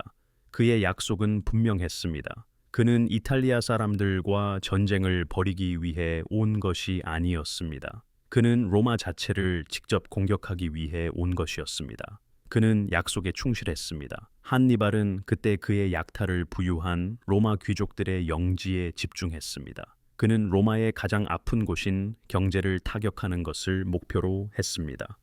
부유하고 강력한 사람들을 표적으로 삼아 한니발은 로마의 재정 자원을 고갈시키고 그들의 결의를 약화시키려 했습니다. 승리가 계속 쌓였습니다. 하지만 승리가 배를 채우지는 못했습니다. 적진 깊숙이 카르타고에서 멀리 떨어진 한니발의 군대는 보급품이 위험할 정도로 부족해지고 있었습니다. 특히 곡물 부족이 심각했습니다. 곡물은 그의 기병대를 전투 태세로 유지하는 데 중요했습니다. 한니발의 군대는 본질적으로 굶주린 기계였으며 현지 자원에 의존했습니다. 카르타고로부터 꾸준한 보급품을 기대하기 어려웠습니다. 한니발은 대신 이탈리아 남부에서 자원을 조달했습니다. 병사들을 먹이고 작전을 계속 진행하기 위해 그는 로마의 보급기지를 점령하는 데 주력했습니다. 또한 그가 지나가는 비옥한 땅들을 활용했습니다. 현지 부족들과 불만을 품은 이탈리아 공동체들과의 동맹은 매우 중요했습니다. 이러한 동맹들은 보급품뿐만 아니라 그의 작전 수행에 대한 지원도 제공했습니다. 한니발의 식량 조달 방식은 매우 적응력이 높았습니다. 그는 민첩하고 유연하게 움직여 번거로운 보급 수송대의 복잡함을 피했습니다. 하지만 이러한 끊임없는 기동성은 그 나름의 어려움을 동반했습니다. 그는 병력이 식량 부족이나 굶주림에 직면하지 않도록 항상 경계해야 했습니다. 이탈리아 남동부에 위치한 아풀리아의 번성하는 마을들에 대한 소식이 한니발에게 전해졌습니다. 그는 게루니움의 시선을 고정했습니다. 이 마을은 비록 작았지만 전략적으로 중요했습니다. 대규모 곡물 창고에 곡물이 넘쳐나는 지역 곡창지대 역할을 했습니다. 한니발이 게루니움을 점령하자 그곳은 그의 군대를 위한 핵심 병참 기지가 되었습니다.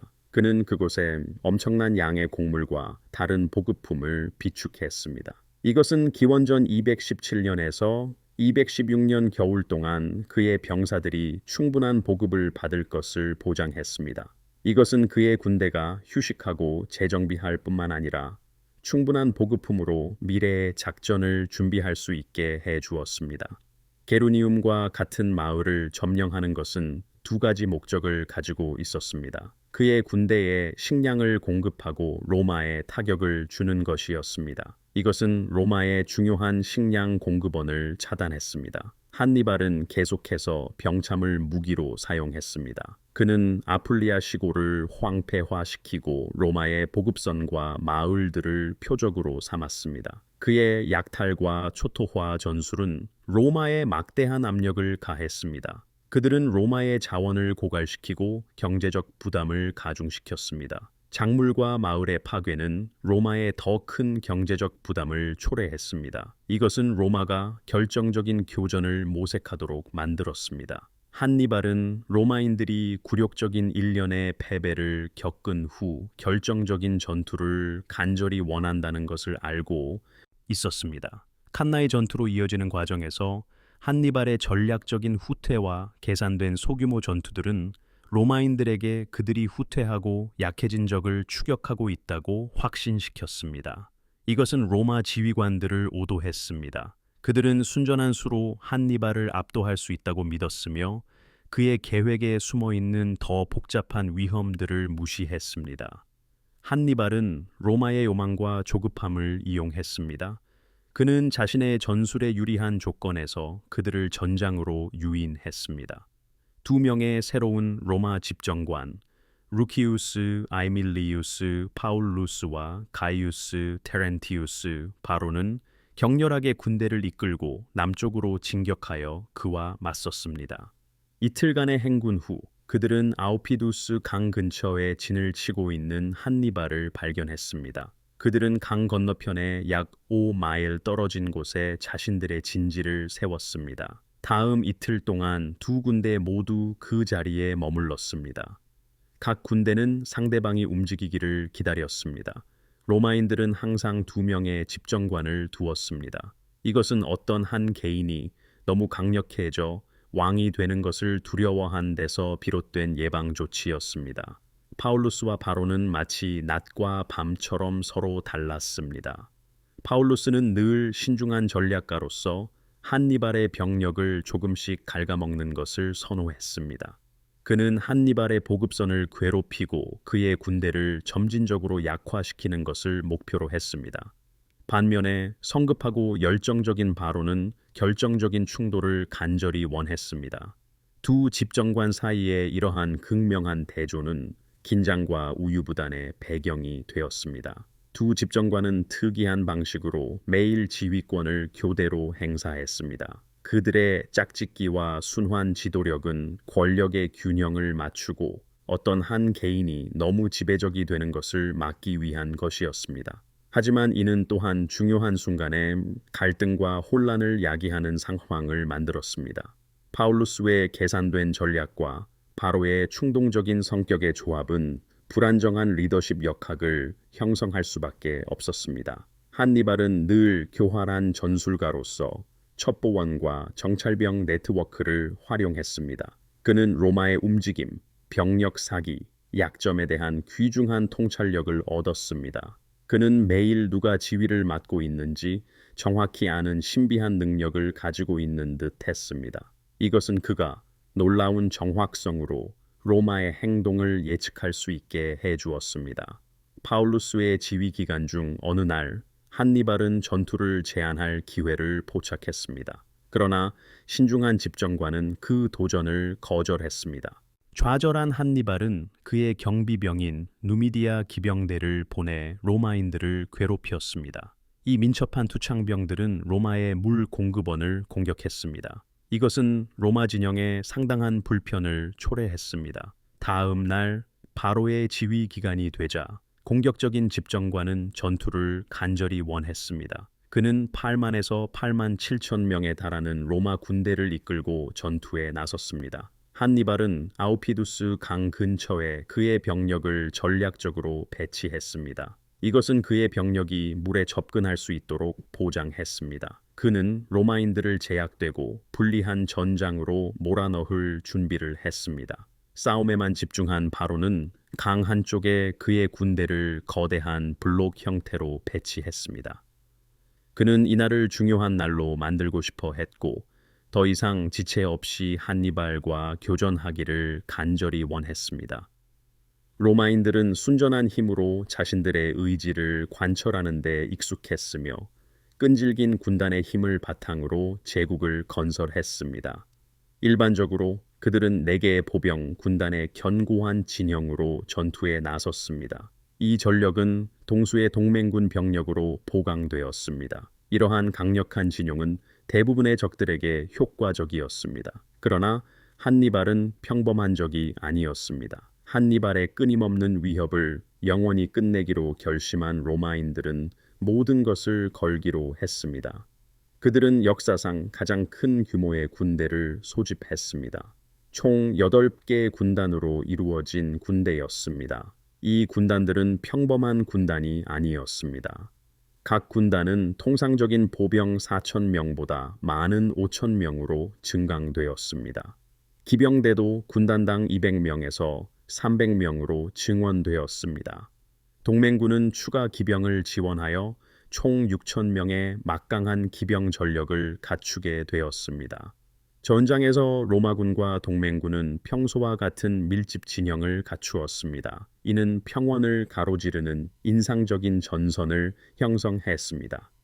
기병대는 양쪽 측면에 배치되었습니다. 상대적으로 약한 로마 기병대는 왼쪽에, 더 강력한 동맹군 기병대는 오른쪽에 자리 잡았습니다. 바로 장군은 하스타티를 전면에, 프린키페스를 두 번째 전선에, 그리고 트리아리를 예비대로 배치했습니다. 그러나 이렇게 거대한 군대를 지휘하는 것은 엄청난 문제였습니다. 전선이 약 2km 내어비로 늘어져 있어서 전장 전체의 의사소통은 악몽과 같았습니다. 나팔 소리나 깃발 신호는 이처럼 넓게 펼쳐진 진영의 먼 끝까지 거의 도달하지 못했습니다. 전투의 열기와 혼란 속에서 전령을 보내는 것은 오랜 시간이 걸렸습니다. 그러한 지연은 재앙으로 이어질 수 있었습니다. 이러한 의사소통과 통제의 부재는 로마군의 아킬레스건이었습니다.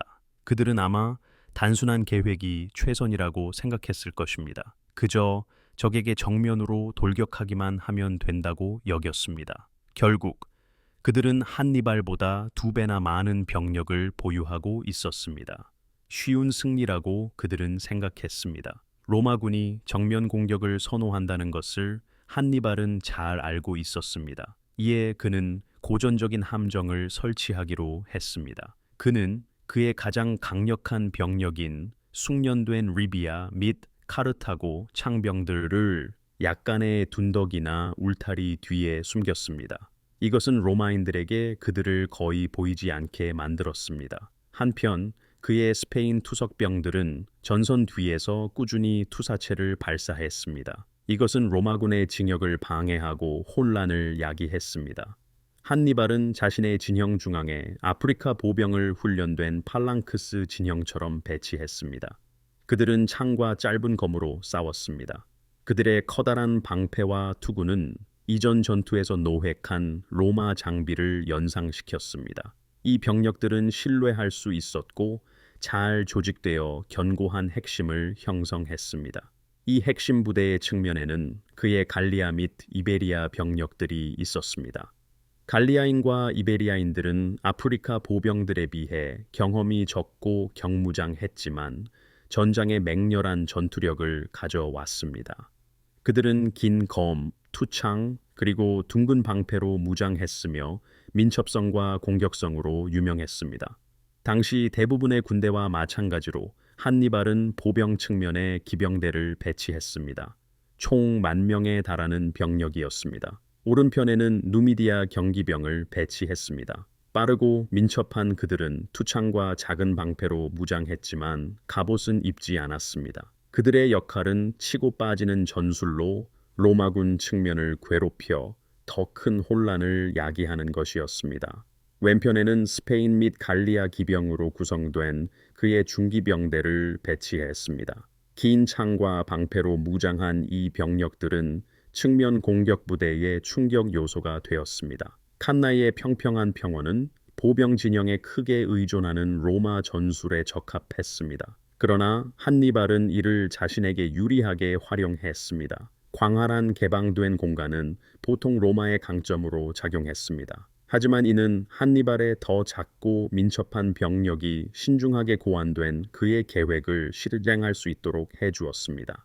한니발의 전술적 천재성은 그가 남부 이탈리아의 거칠고 건조한 바람을 마주하도록 군대를 배치했을 때 더욱 드러났습니다. 이 바람은 먼지 구름을 일으켰습니다. 먼지는 로마군의 대열을 흙먼지와 불편함으로 채웠습니다. 이 미묘하지만 효과적인 전술은 전투가 시작되기도 전에 로마인들을 지치게 만들었습니다. 그것은 이미 어려운 그들의 상황을 더욱 견디기 힘들게 만들었습니다. 여기에서 한니발의 탁월함이 진정으로 전면에 나타났습니다. 그의 군대의 중앙 전선은 완벽하게 직선이 아니었습니다. 그것은 초승달 모양으로 바깥쪽으로 부풀어 있었습니다. 이것이 한니발의 대전략의 의도적인 요소였든 아니면 의욕이 넘치는 갈리아인들에 의해 발생한 변화였든 이 부푼 형태는 그의 함정의 결정적인 부분이 되었습니다. 혼란을 가중시키기 위해 한니발의 병사들은 이전 승리에서 노획한 로마 갑옷과 방패를 착용했습니다. 멀리서 보면 그들은 로마 적들과 놀라울 정도로 비슷해 보였습니다. 전투는 양쪽 측면에서 치열한 기병전으로 시작되었습니다. 카르타고군 우측에서는 민첩성과 기술로 유명한 누미디아 기병대가 로마 기병대를 괴롭혔습니다. 한편 좌측의 카르타고 중기병대는 로마 기병대를 결정적으로 격퇴했습니다. 로마 지휘관들은 자신들의 기병대를 효과적으로 보호하지 못하여 그들을 노출시켰습니다. 도주하는 로마군을 즉시 추격하는 대신 한니발의 기병대는 재집결했습니다.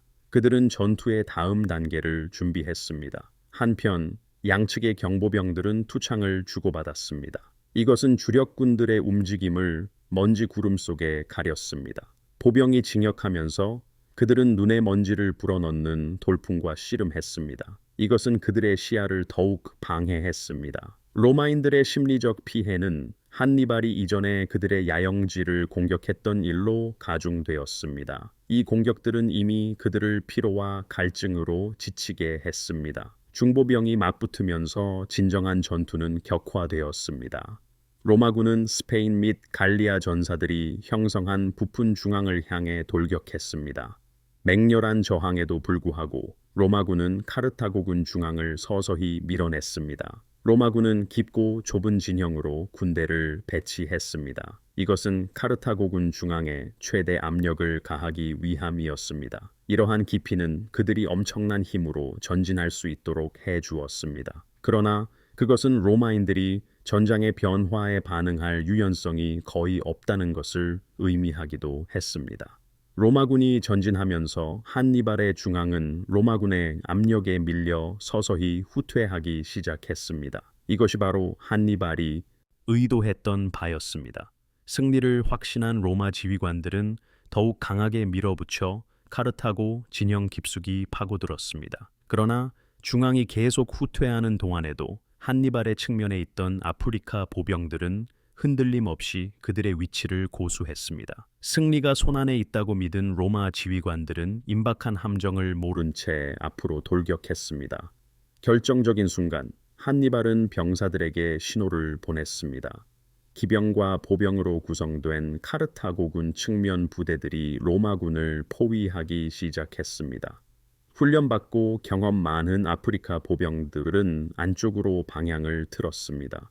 그들은 함정의 턱처럼 로마군의 측면으로 조여들었습니다. 한편 로마 기병대를 격퇴했던 누미디아 기병대는 돌아와 로마군의 후방을 공격했습니다. 포위되었다는 사실이 로마군 대열에 퍼지면서 공황 상태가 발생했습니다. 정면 공격을 위해 설계된 밀집된 로마 진영은 이제 치명적인 함정이 되었습니다. 기동하거나 후퇴할 공간이 없었습니다. 지금까지 후방에 대기하고 있던 한니발의 전개 리비아 보병들은 이제 로마군 측면을 공격하기 시작했습니다. 로마 갑옷을 입은 카르타고 병사들의 모습은 혼란을 더욱 가중시켰습니다. 누미디아 기병대는 계속해서 로마 동맹군 기병대를 괴롭혔습니다. 카르타고군 측면 부대의 도착과 동시에 로마 동맹군 기병대는 희망을 잃고 도주했습니다. 이것은 그들이 전투에 합류하는 것을 막았습니다.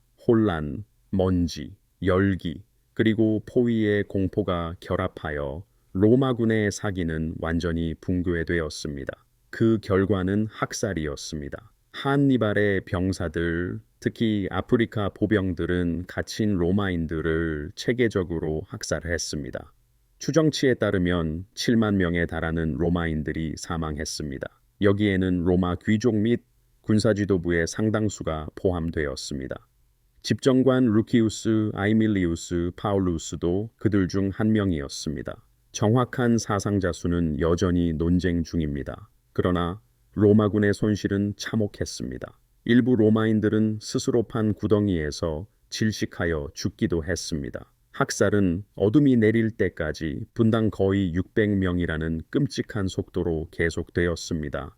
로마군 및 동맹군 보병 중 약 10,000명이 포로로 잡혔습니다. 생존자는 겨우 3,000명에 불과했습니다. 칸나이는 로마에게 전례 없는 규모의 재앙이었습니다. 패배의 엄청난 규모는 로마를 전멸 직전까지 몰아붙였습니다. 로마는 이전에는 이처럼 직접적으로 마주할 필요가 없었던 개념이었습니다.